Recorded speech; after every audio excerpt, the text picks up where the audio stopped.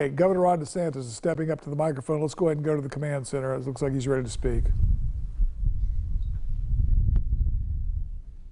Well, good afternoon. I was able to go tour some of the fires and see from the air with the National Guard, and you know, there's obviously a lot going on. I mean, the Atkins fire near Panama City is about 35% contained.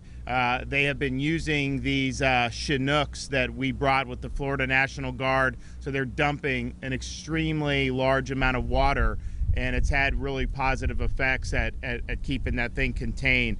And they were able, the Florida Forest Service was able to get a more accurate mapping around the perimeter. They updated the acreage, and so we are at 35% contained. The Bertha Swamp Fire is approximately 9,000 acres and is about 10% contained. And so as you go out and look at that, you know, that's a big boy, and it's raging very quickly. It's moving. If you look where it's moving, the smoke is like way ahead of it, so it creates a lot of challenges in a number of different respects. So we're able to see that, but it's moving very, very quickly. Today's the perfect day for this type of these types of fires to move. Unfortunately, you know, you have very dry conditions and you have a lot of wind. So we've had about 1,100 homes evacuated. Yesterday we were here surveying some of the damage. I was able to see some of the damage. Unfortunately, some of the homes that were lost from the air today. We have deployed at the state level 4 firefighting engine strike teams. So they're assembled to support local firefighting resources, and they serve as a force multiplier, and they can do both structural and wildland protection. So they're, I think we had one from Manatee County. They went immediately out. We go from, I guess, as far south as Southwest Florida. You have people up here that are helping out up here in Northwest Florida. So we appreciate that. We've got 4 National Guard air assets, 2 Blackhawks and 2 Chinooks. They're working and they're having a positive impact. We also have ESF 49 deploying first responder mental wellness support to ensure our first responders are taking care of themselves after long hours. I'll let some of the other folks talk, but I mean, we have had some of our first responders that have suffered injuries, unfortunately, and so both from a physical and mental capacity, we want to be able to help folks that. We have had approved the FMAG request from FEMA. We tried to extend that to include Chipola Fire. That was not approved. We expanded the executive order to include the neighboring counties of Calhoun and Gulf. If you look at that big fire, it's kind of right at the juncture of a lot of those county lines, and so we were happy to be able to do that. We have the Florida Highway Patrol assisting the local sheriff's department with evacuations yesterday evening, and they will continue to supplement law enforcement. If there needs to be more evacuations, then obviously the state law enforcement will be assisting the sheriff and the other authorities here locally. The roads remain open, but you know, they're monitoring that. If you see fire go in there, sometimes the smoke can really be very difficult. We had an incident over in Volusia County last week where the smoke blinded drivers and yet accidents. So they're constantly monitoring that, and if they do need to do anything, they'll obviously let everybody know. The Florida Department of Highway Safety and Motor Vehicles issued an emergency order that will help us transport emergency supplies quicker by waiving hours of service and certain registration requirements for commercial motor vehicles that are providing emergency support. They've also waived fees associated with replacing vehicle registration plates, driver's license, and IDs for any impacted residents.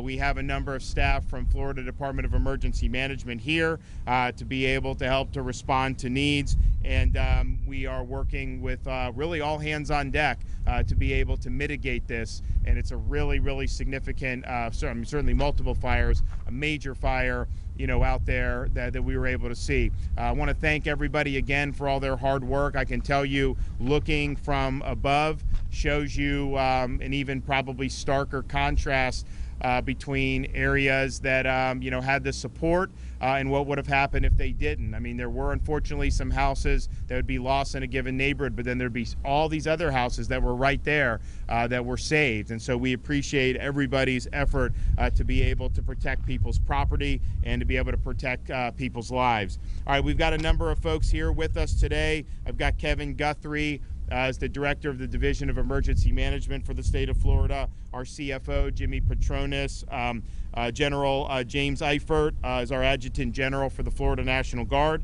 We have Sheriff Tommy Ford here, and then we have Brad Monroe from the fire. So they're all going to come up and say a few things and provide some updates. And so, Kevin, you want to?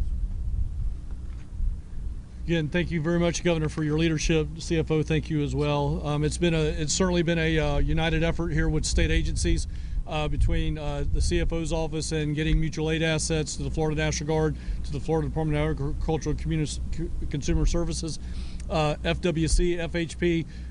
It really is an all hands on deck for all state agencies that need to be involved in this. I would also say that just out of our briefing, as we were coming out of the briefing, Chief Monroe, who you'll hear from in a moment, did ask us for some additional engine brush teams. Those are, in our world, those are Type 5 and Type 6 brush trucks. We are going to be requesting 3 additional strike teams of brush trucks, and we'll get those mobilized through CFO today on that. I'll let CFO go in a little bit more detail about where all the engine strike teams are coming from. Thank you, Governor. Okay. All right, Jimmy. Thanks, Governor. Thanks, Kevin. Appreciate everybody's support. It was amazing. Overnight, we had teams show up from all over the state, as far as Naples, as far east as Jacksonville. The Jacksonville teams were actually the same teams that were here with Hurricane Michael as members of Task Force 5. But to give you a little bit of a glimpse, we're talking about each one of these teams, about 80 individuals, Jacksonville Fire Rescue, St. John's, Clay County, Newport, Richey, Hernando. It goes on and on and on. The teams that we're drawn from are the ones that are basically not dealing with the same type of weather and environment we're dealing with right now. People ask, well, why don't we have somebody from Tallahassee or Pensacola? They're dealing with the exact same weather conditions we are right here. So it's better to bring those that are out of harm's way. As Kevin was talking about, some of the brush trucks we have that will come into the market out of Citrus County, Hernando County, those areas were similar type of terrain that will bring that type of equipment to be able to make the efforts. As it comes to insurance claims, if your house, if you have been evacuated, if you're one of those that has been evacuated, go ahead, pick up the phone, call your insurance carrier and let them know I've been evacuated out of an abundance of caution. Go ahead and start the claims process. If nothing happens, then nothing goes wrong. Nothing's hold against you. It's just getting your paperwork filed just in case. We've seen about 3 homes that potentially are total losses so far, but that number is small because of the amazing work of our first responders and our strike teams that have been working around the clock since this has happened, providing protection to those assets and those families. Most precious investment they'll make, their personal home. A lot of calls about charity and giving. I encourage you, if you want to make a donation, reach out to the Salvation Army, reach out to the Red Cross. I would be suspect on GoFundMe unless it's somebody that you personally know that you're being able to give to. Be careful where you donate your money. Those resources are precious. We want to make sure it goes to those that truly need it. We do have some injuries that have happened with some of our first responders. Again, it's dangerous work that they're doing, but it is humbling to see the coordinated efforts between the governor's office, Department of Emergency Management, our office, and the Ag Commission, and what's been happening here over the last several days. Bob Mike and his team at the Bay County Commission have done an amazing job, and Governor, you got a lot of people to be proud of. Okay. All right, General Eifert, Florida National Guard. Thank you, Governor. So couldn't be prouder of the Florida National Guard has jumped in to participate in this interagency effort. As of yesterday morning, in less than 24 hours, we had soldiers that had generated their helicopters and were on station here this morning at 10 o'clock this morning. Within 2 hours of being on the ground, they had their Bambi buckets, which is basically the water buckets that they're using to offload water onto the fire source. Loaded in 2 hours, they were airborne over the target. So they're doing outstanding work. To this point, in just the hours that they've been up, there's been hundreds of thousands of gallons of water dropped from these helicopters onto the fire. So we're prepared to generate more as needed. Some of the concerns right now are airspace congestion, because if you get too many assets in the area, then it's not of a benefit to anyone. So we're weighing that closely with Director Guthrie and are ready to respond with more resources as required. Thank you.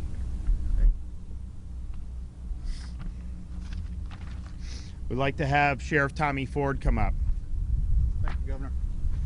Once again, the residents of Bay County are extremely grateful to those first responders and other personnel throughout the state of Florida that have come to our aid in a dire time. Just 3 years ago, a little over 3 years ago, we had Hurricane Michael, and I remember spending quite a bit of time in this very parking lot getting those resources in. We want to thank the governor and the director for your resources with that. And I promise you, if you'll go ahead and put them in a mission for us, any other disaster in the state, Bay County will be the first to respond to help. This situation has been dynamic over the past couple of days and changing very quickly. Last night we had to initiate an evacuation in the area of Bear Creek. That was due to the fire up there moving closely.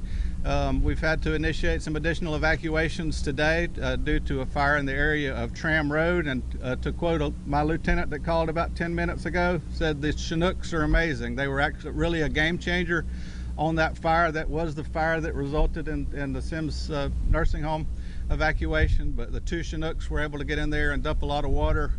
We were able to really make some headway on that. They're still fighting that as we speak right now. There's been a lot of questions about the Bay County Jail. The Bay County Jail is in the area off of Star Avenue. It is not in immediate danger, but we do have a very robust plan in place. I've been working with the Department of Corrections. It would require, with 1,300 inmates, would require us to spread them to quite a few institutions, but we've been working with DEM and Department of Corrections and have a good plan in place. We'll have some buses here later that will be on standby should that become necessary. It is a very strong, sturdy structure made out of concrete with a wide perimeter around it, so I think the probability is low of that, but we do have those plans in place. Just want to talk a little bit about the evacuations. I know there's been frustration of people not being able to get back into their homes, but realize that even the fire that we have closest to here that we've been dealing with since Friday is only 35% contained, and some of those lines are still very active. As you see with Tram Road, we've had things that have popped up on a minute's notice and really caused a lot of problems. So for now, we're holding firm on keeping those evacuated, but I assure you that as soon as we can, we'll let people back in there. Just to go over the areas evacuated: the Bilsma Estates, Cedar Park, College Station, Pipeline Road to the dead end, Springfield east of Transmitter. Again, newly last night, Bear Creek from Scotts Ferry Road south, and everyone east of 231 from South Bear Creek to Ville Road. Just in the last hour, 2 hours, Tram Road from 15th Street to North Star Avenue to include the nursing home, with a road closure right now of Star Avenue from Lehigh Road to Pittsburgh Avenue. Been working together with area law enforcement here in Bay County, as well as state law enforcement resources. And again, thank you all for your help. Okay. We have Brad Monroe, a Bay County. Thank you, Governor, and thank you for coming back to Bay County and offering your support to our first responders.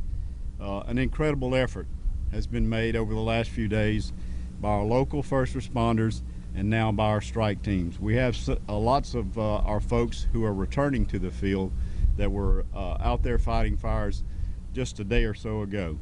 So we're hoping to be able to get a handle on this thing, and I think the assets that are coming in will help a great deal. I want to thank the support staff here at the command post, the folks who are feeding our employees and sending food and supplies out to the firefighters in the field. They appreciate that very much and have passed that on to me. And as CFO Petronas alluded to earlier, we do have some crews that had responded to us in the Hurricane Michael effort, and it's very heartwarming to see those folks come back to help us again. I want to commend the efforts by our local firefighters, the Florida Forestry Service, and now the National Guard, who is here to help us. Thank you, General. We appreciate your service and that of your servicemen. Some of our crews have been out there for days and were there before on the same particular fire. We still remain in a very serious situation in Bay County, in a state of emergency. The Bertha Swamp fire is now 9,000 acres. It's just hard to believe that something could be that big, the biggest fire I've ever seen. But anyway, if you fly around it, it's just it's just incredible. It's hard to comprehend just how big, strong, and fierce this fire is. And the winds have been variable throughout the last few days. We expect that again tomorrow. So this is not a time to let your guard down. We expect the same situation. We may have some more serious fires today, but be cognizant of that, and we hope that the extra assets that we've gotten in will help us turn the tide here. I encourage everyone to heed the evacuations. I want to thank Sheriff Ford and law enforcement for the phenomenal job they've done by helping us get out in front of that. I'm sorry for any inconvenience, but this is necessary to protect lives. Again, I want to thank my staff, the county commissioners, who have been such a tremendous support of us, given us such tremendous support over the last few days. They've been here almost every minute of this activation, and that makes our crews feel good about their community. I want to thank the community for their response. Those who evacuated, I know it's inconvenience, but you make it easier for our troops to get in, the heavy equipment from the Forestry Service, the engines, the crews going in to fight the fires, by not reducing the traffic. This is essential to having a good stand on these fires. Again, I thank you for your help and your support, and that we've gotten from all over the United States. There's people who text me from all over the United States offering support and help to us. I was asked about donations. We have been getting donations throughout this event. I think every time I went out in public, somebody had tried to hand me some food of some sort. There is a way that you can donate. I think CFO Petronas covered some of that. We do have an agency that's handling that for us, and we can get you that information if you need it. Thank you very much. Okay. Well, again, we appreciate everyone's hard work. They have all hands on deck, from municipalities to the county to the state. We're thankful for that, and we're pleased to be able to bring more assets to bear. As General Eifert said, I mean, we potentially could have more aircraft. It becomes an issue when you're managing these fires. How many of these birds do you want in air at one time? And it does create some challenges there. But suffice it to say, if they see an opportunity where that can be done without having those challenges, then they're willing to do it. And I know Kevin Guthrie at DEM is going to be standing by to continue to help in any way we can in the state of Florida. So I would just tell folks here, just listen to these folks. If they do tell you this thing's moving quickly, the winds are very significant, if they tell you to evacuate in a different area that has not been subject to that, listen to that. Please don't go out burning stuff right now. I mean, it's just not something that we need. There's the conditions are so ripe for these fires to really go, and from the air to the wind, and unfortunately we're not going to get any relief in terms of the weather. I think maybe in the middle of the week they may get some rain, but it seems like tomorrow is going to be a similar day, and so that means that these fires are going to have some additional fuel. So just heed that, understand that, and don't do anything to contribute to that. And so with that, we're happy to take some questions. How far away are the neighborhoods that are under mandatory evacuation from the fires, specifically the Bertha Swamp Road fire in relation to the Bear Creek area neighborhoods? You want to? As of about an hour ago, it was 3 miles away, but it's traveling quickly, so I don't have a very up-to-date, accurate answer on that. And what would you say to residents who are staying behind? I talked to a couple over in the Bear Creek area who said they were waiting to see burning embers before they leave. By that time, it's a little too late. I would say if you have any doubt in mind, you need to go ahead and evacuate now. Do we have any update on the Star Avenue Tram Road besides it being 25, 30 acres? I know the two are making very big progress, but is there an acreage difference between now and then? Right now, it's 45% contained, and they're making great progress on it, but I don't have an accurate, up-to-date acres right now.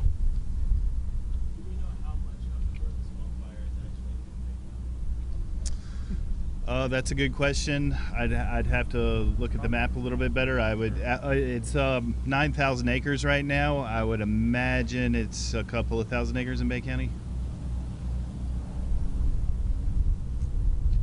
All right. Well, thanks everybody. Appreciate it.